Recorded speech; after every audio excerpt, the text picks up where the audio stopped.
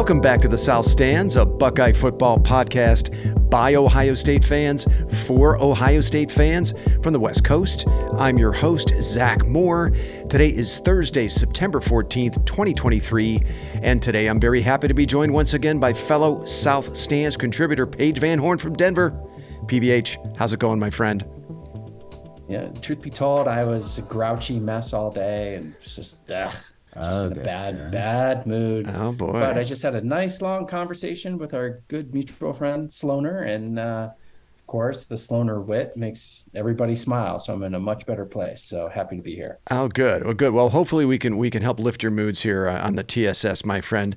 We are also joined. Angry Paige can sometimes be entertaining. Actually, I wouldn't mind seeing a little bit of angry Paige. We might see a little angry Paige here when we start breaking down this Western Kentucky game.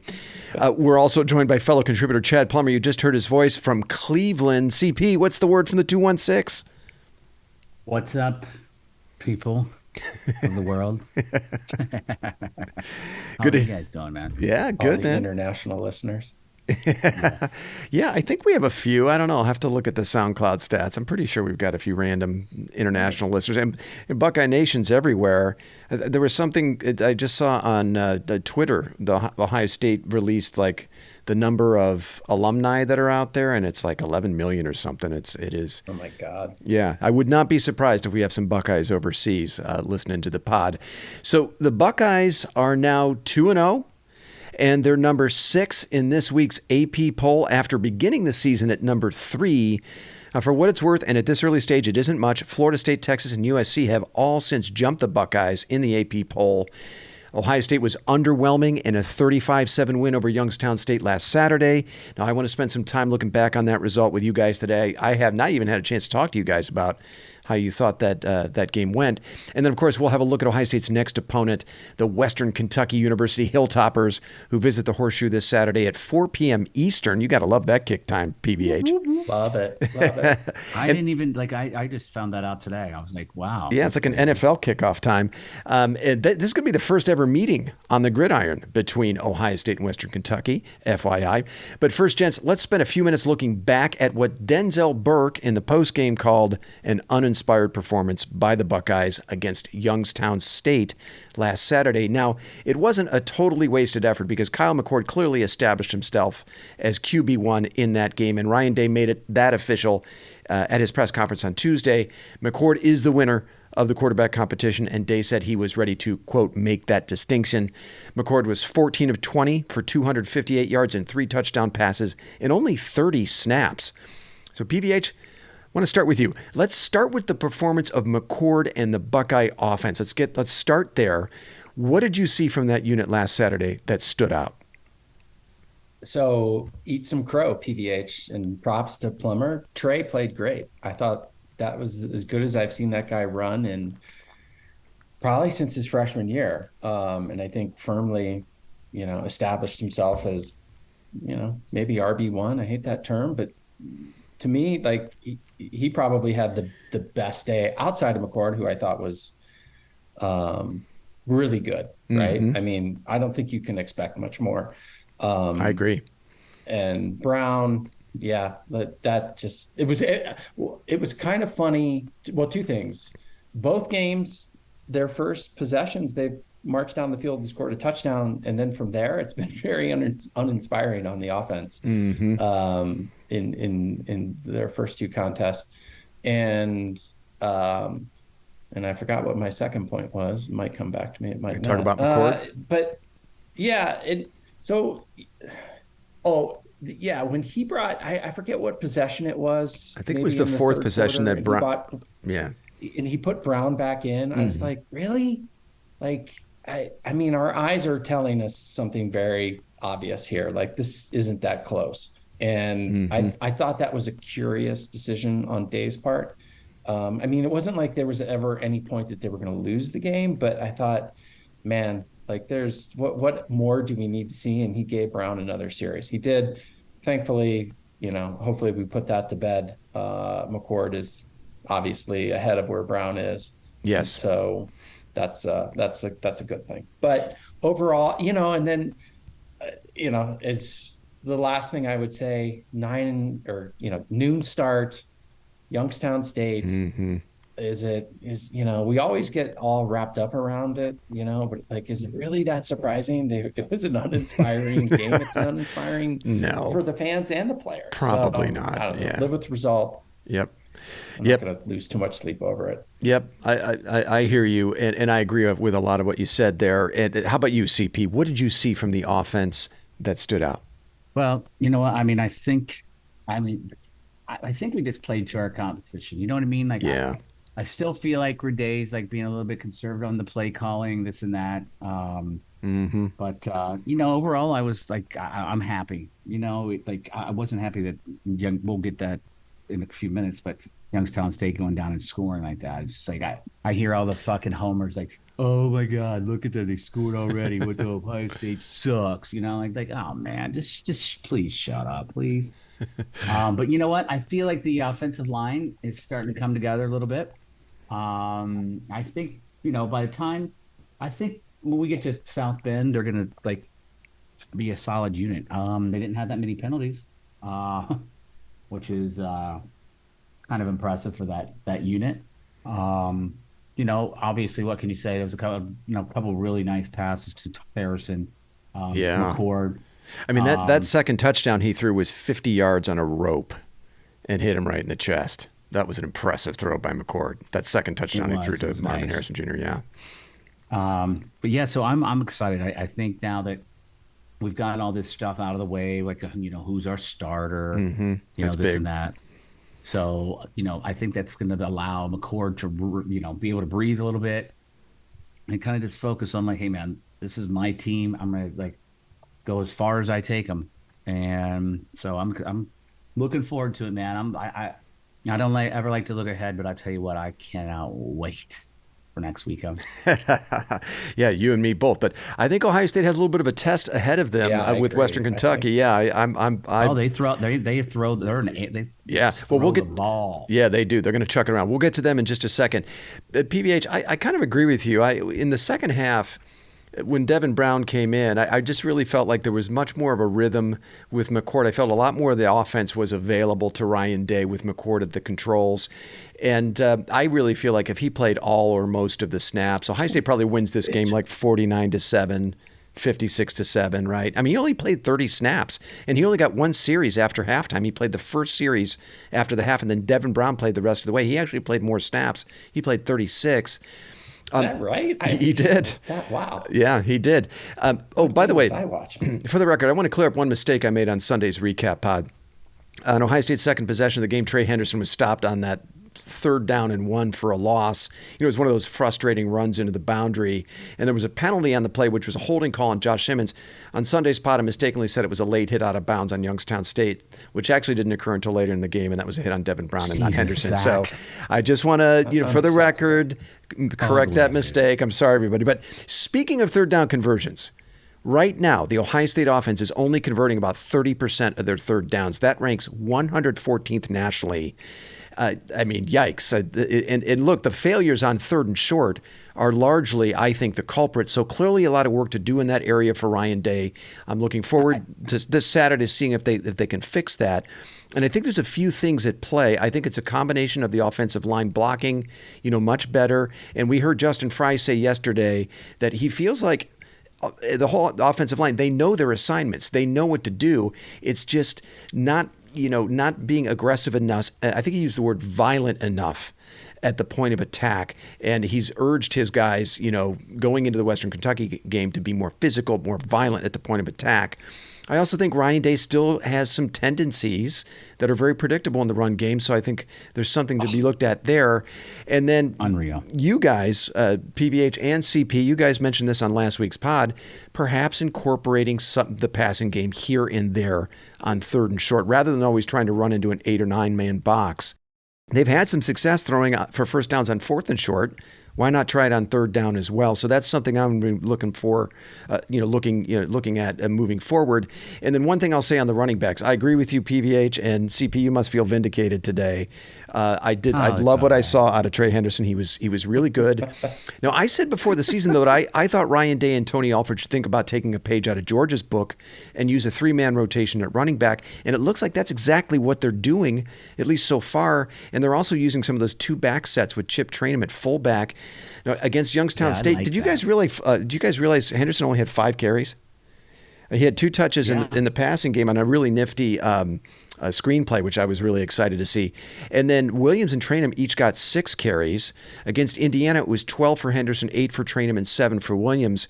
So I like that approach.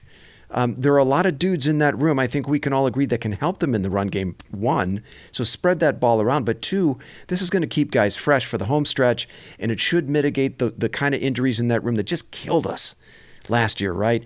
And I think finally, in the case of Trey Henderson, I wonder if less is more with him. Feels like you start to see a diminishing return the more carries you give him.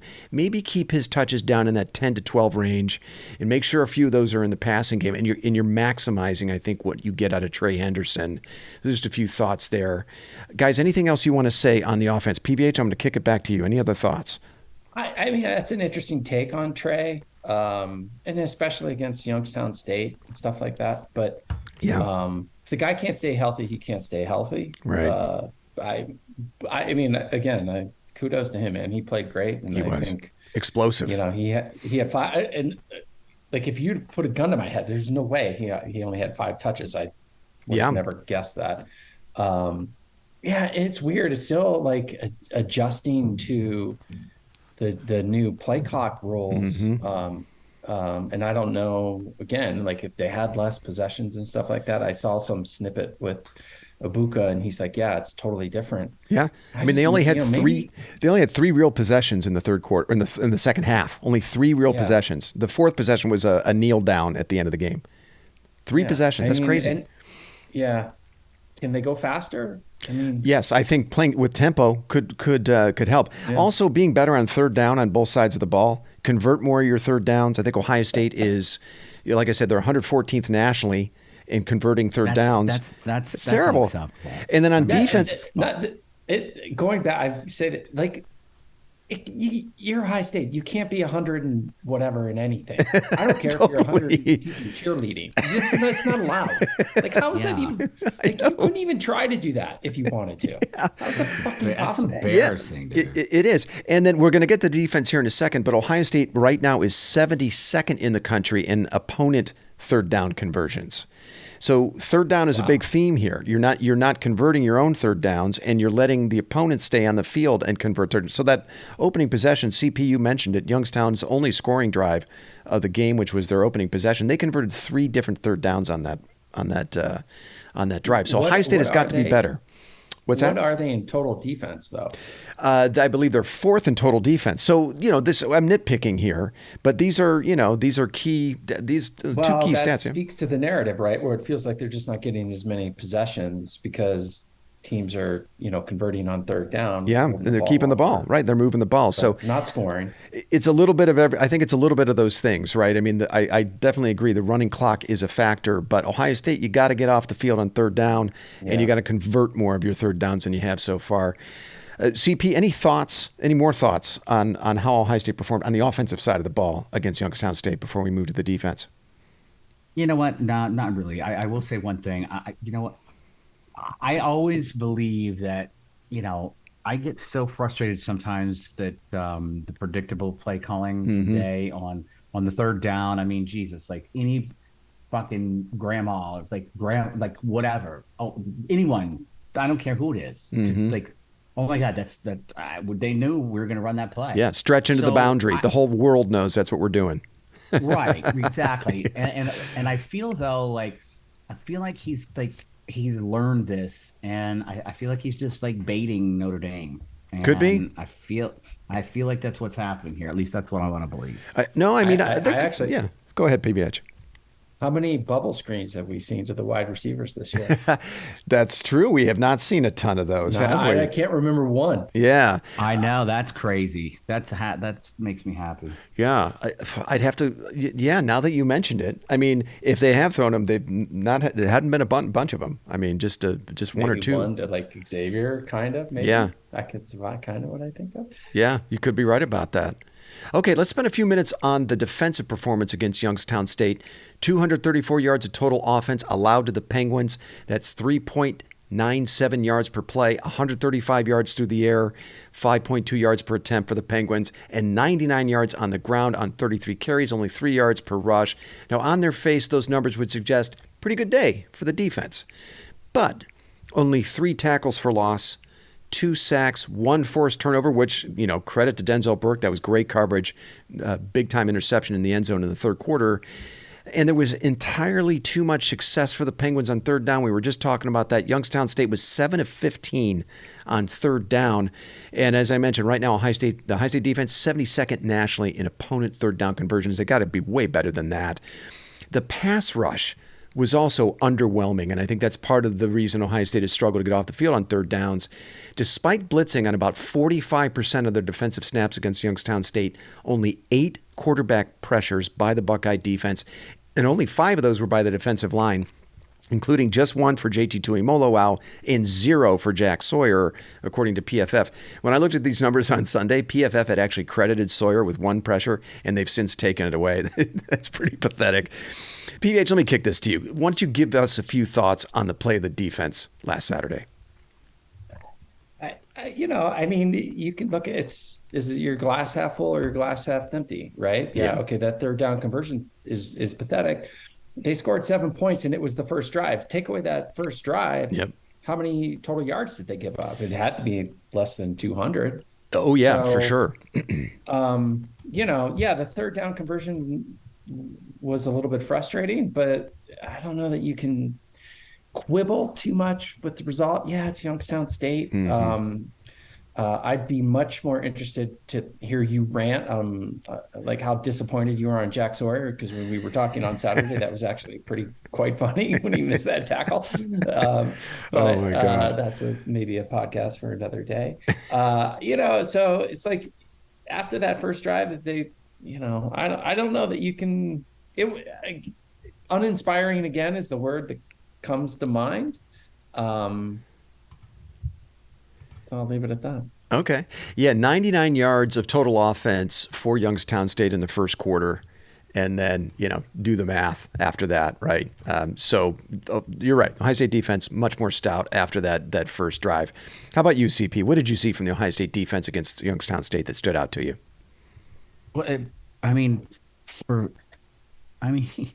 Sawyer has 3 tackles and JTT has 2. I mean, where is the pass rush in this fucking defense? I mean, Jesus. Mm-hmm. Good question. We're playing against Youngstown State. Where is it? And I mean, I don't want to be like negative Nancy and all that shit. It's okay. You're just talking about what you see. You know what? Yeah. Yeah, right. But I'll tell you what, man. Sonny Styles is the man. Mm-hmm. Love that guy. Proctor will be playing this weekend. I saw that. I think, the Eichenberg, I think he looks good. I feel like we just need some, our pass rush needs to figure some shit out. I agree. Teams are quick passing the ball. Mm-hmm. Yeah, but I think you could say that about Indiana, that they were getting the ball out quickly. But I thought Youngstown State, there were opportunities there to get after their quarterback, and they couldn't, despite blitzing on about 45% of their defensive snaps. Who's the dog on that defense? That's the question, right? Who's the guy that's like, this is I put my money behind maybe Burke or somebody, but I think Burke's one of them. Maybe Mike Hall Jr., a guy who Mike Hall. Caden Curry, maybe. That's a guy who steps on the field. You see emotion. You feel his presence as soon as he steps on the field. I'm pretty bullish on the back 7 myself. I think the linebackers look great. You made reference to that, CP, and the secondary, Burke, Igbinosun, Hancock, and Styles in particular. Against CP, you've already mentioned him. They've been really, really good. Now, let's see how they hold up against Reed Austin Reed this Saturday, and then Sam Hartman on September 23rd. But I've loved what I've seen so far. I also like what I've seen from the interior of the defensive line for the most part. Mike Hall Jr. and Tyleek Williams have played well.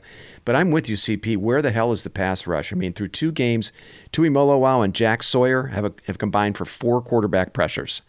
No sacks and a half of a tackle for loss. And that's by Tui Molowau. They've got to be more impactful than that, guys. I think we can all agree on that. I said it on the recap pod. How about more snaps for Caden Curry? And the defense, they just need to start getting more pressure with 4, right? You can't blitz as much. Even as with the improvements in the secondary, we have guys that can hold up in one-on-one coverage, but you can't ask them to play press man, coverage 0 all afternoon, right? Eventually you're going to get beat. So, where's the juice on this defense, man? Good question. That's what I'm saying. Juice on this whole team. Yeah. We're like, and the juice, this whole team. It's like, oh yeah, preseason, yeah, we got a chip on our shoulder, yeah, but like I don't. Let's see the chip on the field. I'm with you, CP. My God, guys, let's get this shit rolling, baby. I'm glad you mentioned that, CP, because Jeremy Birmingham mentioned something on the podcast earlier this week. And he mentioned on a couple of their shows that. Who's the emotional leader of this team was his question. There aren't any spiritual leaders among their best players. All their best players are soft-spoken guys who kind of shy away from the mic, right? Marvin Harrison Jr., even Eichenberg is as good as he is a soft-spoken guy. Who are the emotional, spiritual leaders of this team?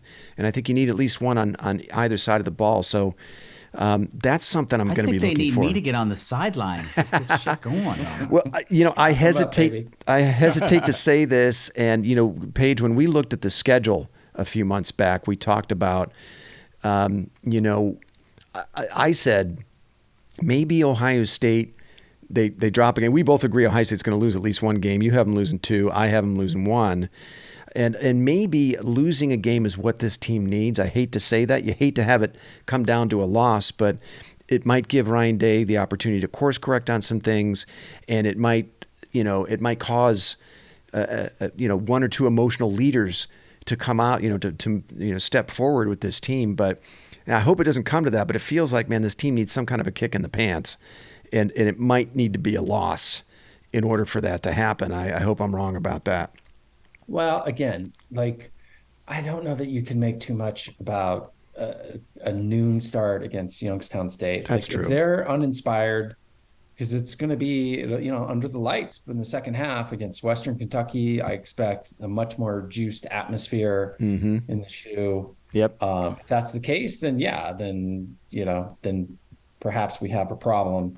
But it's been 2 games. Right. And the other thing I would say, I would challenge you on, were the impact plays on defense and tackles for loss. Like on the flip side of the coin, they've given up 10 points in 2 games. That's a good point. Granted, competition's not great. Mm-hmm. Okay. But still, in today's modern game, okay. I mean, the goal is to win the game. The goal is to give up less points. So, yes, we want more pressure from the offensive line and, those impact plays. They've also been pretty goddamn good, end result, right? That's true. And, very few explosive plays, right? I don't think they've given up a single one over 40 yards yet, thankfully. There was the long one that Cam Martinez gave up. I think it was 30-something. By the way, you know who that receiver was? That was Mike Tomczak's nephew, the former Ohio State quarterback who played back in the early to mid-'80s, which I thought was really funny. Mike Tomczak. So, and did you guys also realize that Marcus Hooker was playing safety for Youngstown State? Yes. No, I did not. Did you see the Jim Knowles press conference? And I think it was Doug or somebody asked him the question, then Doug asked him a follow-up about, have you adjusted your philosophy of this going for broke because you have better personnel on I did. your side? Uh-huh.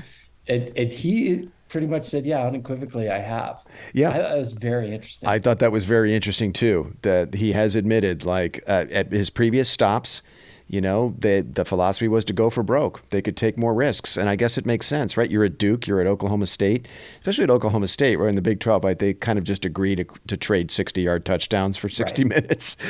And I guess, when you're at a talent disadvantage more often coaching at those schools, so you have to take more risks. I did hear that, PBH, and I thought it was very interesting that he's changed his whole philosophy on being so hyper aggressive, chasing those splash plays. And I guess you can't have it both ways, I suppose, right? If you play a little bit more, you keep the action in front of you, you give up fewer of those explosive plays, but that allows teams to dink and dunk on you. Yeah, and I think that might be part of what you're seeing, right? You're not seeing these super impactful plays, whatever they blitz, how many percentage of times, but nobody's getting behind them. You'll find out this weekend, right? Because they're gonna air it out. Yep, I agree. Well, why don't we have a look at this Saturday's matchup for the Buckeyes with the Western Kentucky Hilltoppers of Conference USA. The game is a 4 p.m. Eastern kick on Fox. The line is Ohio State minus 29.5. The over-under is 65. Now, as I said at the top, this will be the very first matchup between these two schools on the gridiron. Now, the Hilltoppers are coming off a 2022 season in which they finished in a second-place tie in Conference USA with a record of 9-5, and they come into this game this season at 2-0 with a 41-24 win over South Florida in their opener and a 52-22 win over Houston Christian last Saturday. Guys, who the hell is Houston Christian? That's astonishing. Sister Christian. Sister Christian. Yeah, is that a Night Ranger song, Christian. Right? The Hilltoppers are led by senior quarterback Austin Reed, who comes into this game ranked 14th nationally in passing, averaging 294 yards per game. Reed has 6 touchdown passes so far this season and no interceptions. He's completing 67% of his passes and has not yet been sacked this season. A year ago, Reed led the country in passing yards with 4,744. That's more than 1,000 more than C.J. Stroud threw for last year. And he finished 2022 with 40 touchdown passes and 11 INTs.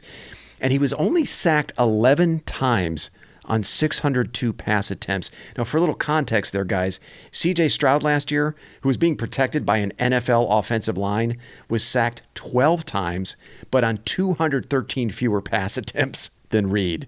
So it's going to be a challenge for the Ohio State defensive front to get pressure on Reed. They do a really good job of protecting him. Junior Malachi Corley is Reed's favorite target. Corley was hurt in their opener. He did not play last Saturday against Houston Christian. I honestly don't know his status for the Buckeyes, but I'm sure he'll find a way to play. Last year, Corley finished 4th nationally in receiving yards with 1,293 yards. That's actually more receiving yards than Marvin Harrison Jr. I have a couple notes from Doug Lesmerises I want to read to you guys here. He sent these around earlier this week after Ohio State's media availability. Doug spoke to someone inside the Woody, I assume it's a staffer, about this matchup who told him they're concerned about the Western Kentucky passing game. They think it's going to stress Ohio State's defense. Now, they don't think this matchup's going to help Ohio State get ready for Notre Dame because the styles are so different, but it will be a real test. They also believe inside the Woody that Austin Reed should be a 3rd or 4th round pick in this upcoming NFL draft. And what they said about Western Kentucky, they like to create tendencies and then they break them. So it's going to be all about eye discipline for the Ohio State defense against this offense, which Knowles echoed in his news conference on Tuesday. What the Hilltoppers will do, they'll throw a bubble screen on one down, then they'll fake the bubble and throw a tunnel screen to the opposite side. Then they'll fake the bubble and throw deep. And they want to get the Ohio State defensive backs to kind of bite on that action. So a lot of eye candy at the line of scrimmage. Ohio State has to be very disciplined. Finally, Malachi Corley led the nation in yards after catch last year. I guess according to PFF, 975 yards after the catch. So he's tough to bring down. The Buckeyes are going to have to tackle well in the secondary. Corley also operates out of the slot, so expect to see a lot of Jordan Hancock matched up on him in this game.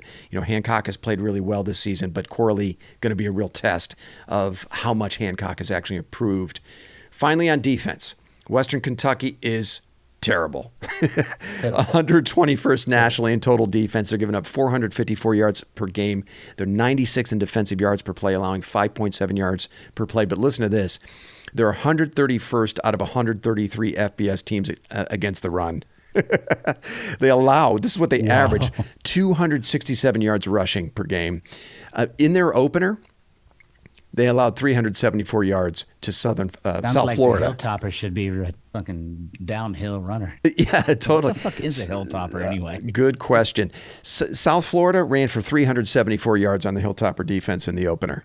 374 yards. How the fuck do you lose that game if you're South Florida, if you run for 374 yards? I don't even know. That's all kinds of awful.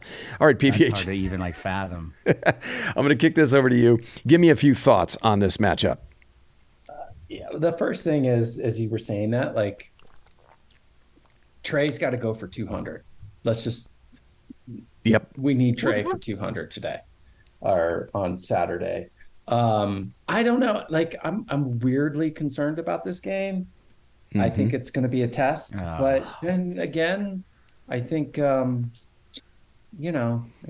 one of our DBs are, studs and Sonny Styles. So it'll be fun to watch, right? I expect them to put up points. Yep. Will it be a track meet? Probably. But then I kind of was thinking, well, maybe Ohio State will try and slow it down and just run the ball and, flip the script of what the other teams have done to them for the first two games. Oh, that's a good point. Yeah. And try and, control the clock. So just grind them out. We're going to run the ball down your throat until you can prove that you can stop it. It doesn't sound like they can. And I think it'll be good, harbinger. If we can't run the ball against this team and with our offensive line, oh God, you've got me. Podcast is over. I'm not watching another fucking Shut the Ohio State podcast game. down. I'll see you in 2027. Yeah. CP, how about you? Give us a few thoughts on this matchup. Well, first of all, come on, guys. It's the Hilltoppers. So, there should be concern right there. No, on a serious note, Jackers. Yeah. By the way, their mascot looks like a red grimace. Blues. Look up their mascot. It looks like a red grimace. I saw that. It's very strange. So, where my head is on this is I think this is going to be a great test for that defensive backfield because, let's see how many big, 30-plus yard plays they give up. And I'm hoping it's very few.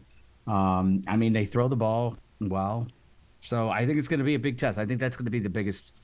I'd like to see our I would we just talked about no sacks. What do we have? 2 sacks on the year? Is that what we have? Yeah, I believe we're at least 3 because there was one in the opener as well against Indiana, but not enough. 3. Yeah, not enough. So I would like to see that. I would like to see pressure on that quarterback, man. Let's get him flustered. Amen. And then maybe, let's just get that shit going, man. This wide open, put the throttle down, put the pressure on the quarterback, defensive line getting off the ball, and the ends getting in there. Linebacker, let's go. This is, I don't want one of these games where, they're we're going, oh my God, what's up with these guys? This defensive backfield is terrible. Where's our safety? Why was he not there? Yeah. I don't think it's going to be, though. I feel pretty good about it. I really do. And to go back to what Paige said, earlier about Knowles, I think he did. He came in, he had a great resume, and, you're at Oklahoma State.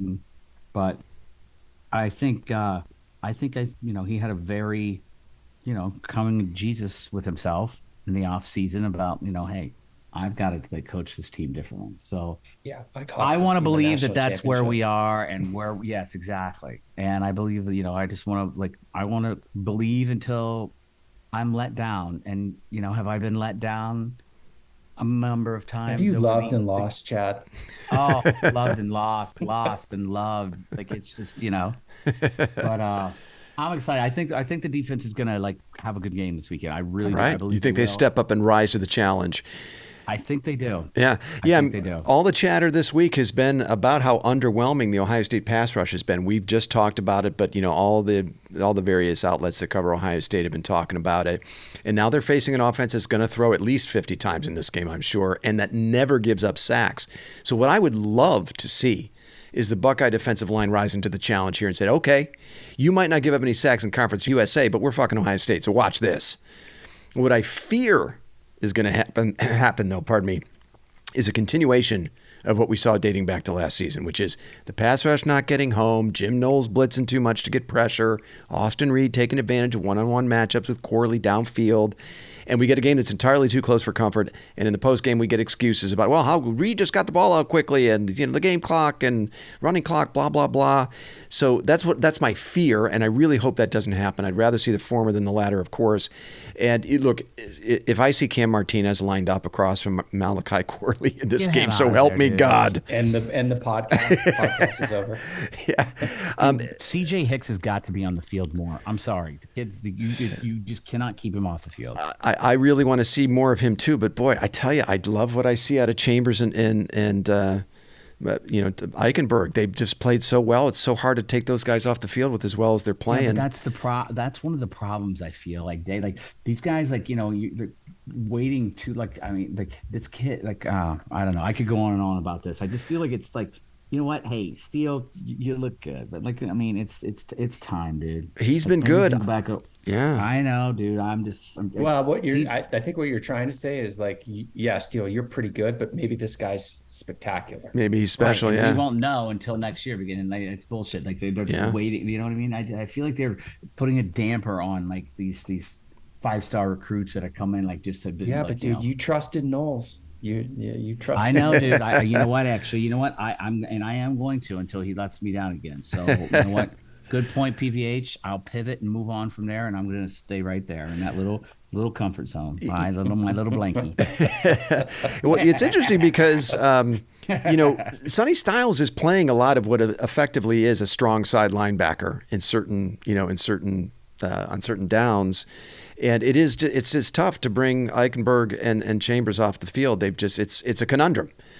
Because I agree with you. I'd love to see more of him as well. But, man, it's hard to argue with how well Chambers is playing. Because Chambers would be the guy that he would replace. Yeah. Doesn't Sonny look like a man amongst boys, though, back there, man? It's crazy. He does. He's a big boy. He is. And, so far he's met expectations. But I do want to see more splash plays out of this defense. They should be generating more splash plays. And you shouldn't have to send the house, especially against these opponents that they played so far, to get pressure on the quarterback and come up with more sacks and tackles for loss. I expect Kyle McCord in this game, now that he's the established starter, he's getting all the first-team reps in practice and is going to get all the important snaps in this game. I think he's going to take another step forward, and I think the offense as a whole is going to take another big leap forward against the Hilltoppers. They should be able to do whatever they want offensively, especially in the run game. So it should be a big day for the Buckeyes on both sides, in both aspects, that is, running and throwing. Okay, PVH, I'm going to fire up the Concernometer.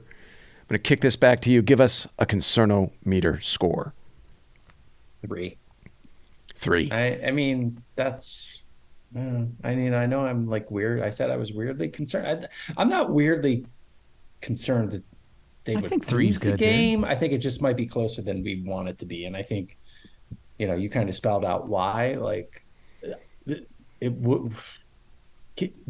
They have the ability to put up a lot of points, and so they could make it a track meet. And so, but I'm going to be on the seesaw of positivity with Chad and be like, yeah, the defense might not have had a lot of splash plays, but they've also only given up 10 points. So yeah, they're going to give up some points this next week or on Saturday, but I think, might be more bend, don't break, and Buckeyes will win the game, but it might be closer than we want it to be. Okay, fair enough. How about you, CP? Give us your Concernometer score.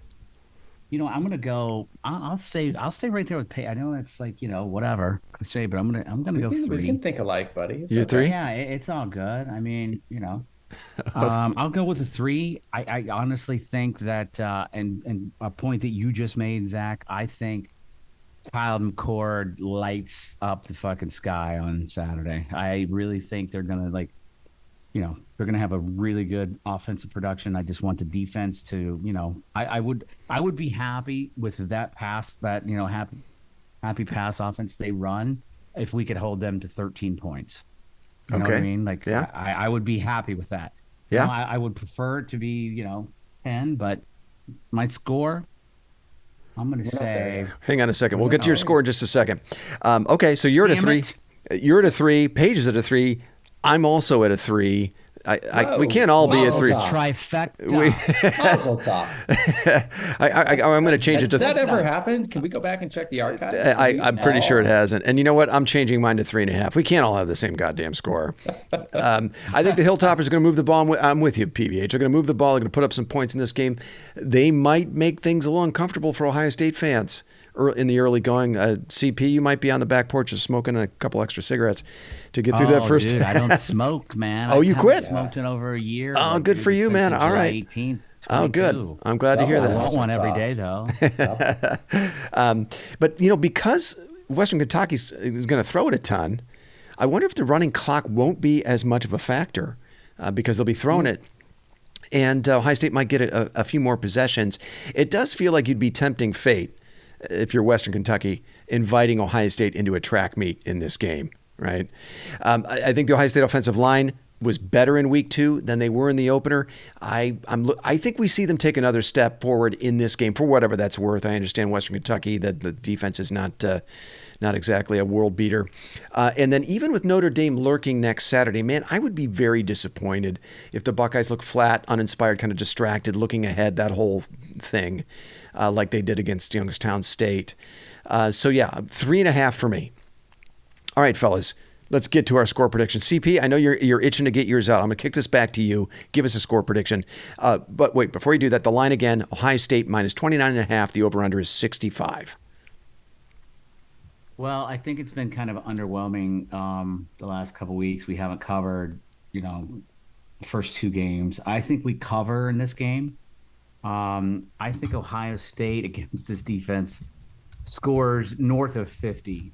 So let's just say 52. I'm going to say, I'll stick with what I said earlier. If we can hold them to 13, I'm going to say 52-13. I like it. 52-13. Okay, PVH, how about you? What's the line? 29.5? 29.5, yeah.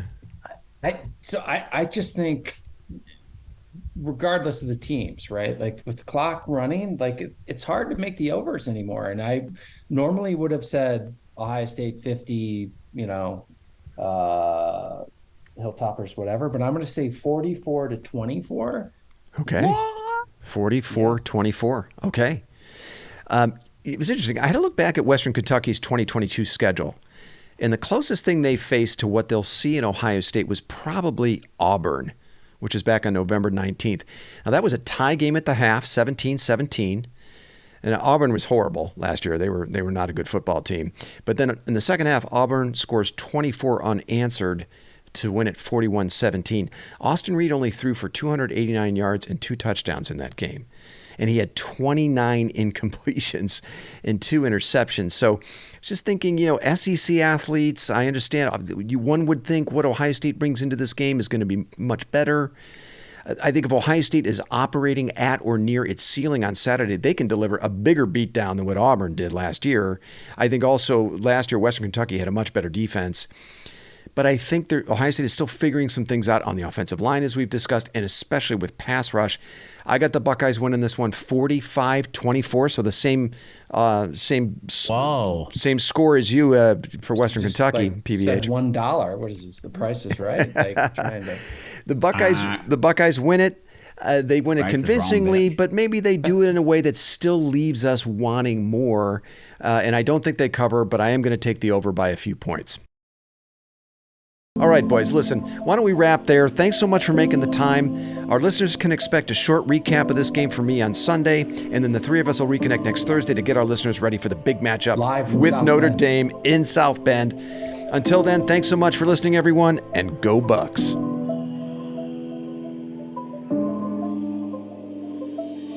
You've been listening to the South Stands, a Buckeye football podcast.